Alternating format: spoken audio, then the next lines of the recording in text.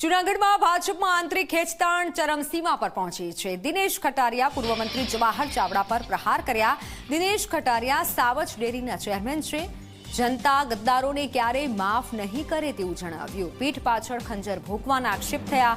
કાર્યકર્તાઓને લડત માટે તૈયાર રહો તેવું પણ જણાવ્યું। રાજકીય લડાઈ હવે મેદાનમાં લડાશે। ભાજપ કોઈની પણ જાગીર નથી તેવું જણાવ્યું। 30 વર્ષ સુધી 1990 થી જે માણસે શાસન કર્યું છે અને એના ગઢની અંદર એમનું આખું ખાનદાન જ્યારે પીઠ પાછળ પિતામાં ભીષ્મ એમ કહેતા કે જ્યારે શિખંડીના સ્વરૂપમાં જ્યારે એને શિખંડીના રૂપની અંદર જ્યારે માણાવદર વિધાનસભાના કાર્યકર્તાઓને હેન કેન પ્રકારે ડિસ્ટર્બ કરવા માટે અને પીઠ પાછળ ખંજોર ભકવા માટેના પ્રયત્ન કર્યા છે ત્યારે માણાવદરની જનતાને માણાવદરના ભારતીય જનતા પક્ષના તમામ કાર્યકર્તાઓને ખૂબ ખૂબ અભિનંદન પાઠવું છું અને એક એક કાર્યકર્તા એમ નથી કોઈ ડગ દીધા વગરના જ્યારે જૂનાગઢ જિલ્લા પંચાયતની અંદર 8 માણાવદર વિધાનસભામાં 8 સીટમાંથી 7 સીટ અને 3 તાલુકાની કુલ મળીને 12 સીટ માણાવદરમાં, 11 સીટ વંથલીમાં અને 10 સીટ મેંદરડામાં લાવીને ભારતીય જનતા પક્ષનો ડંકો વગાડ્યો એ બદલ કાર્યકર્તાને અભિનંદન આપું।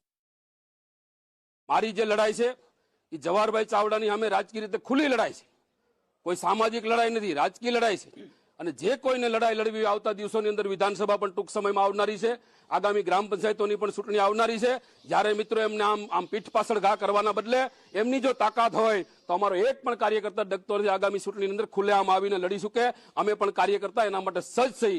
એટલું કહીને મિત્રો આ માણાવદરની જનતા નહીં પણ ગુજરાતની જનતાને જણાવવા માંગુ છું કે આ પીઠ પાછળ ખંજર ભોંકનારાઓને ક્યારેય જનતા માફ નહીં કરે અને માણાવદરની જનતા તો ક્યારેય નહીં માફ કરે।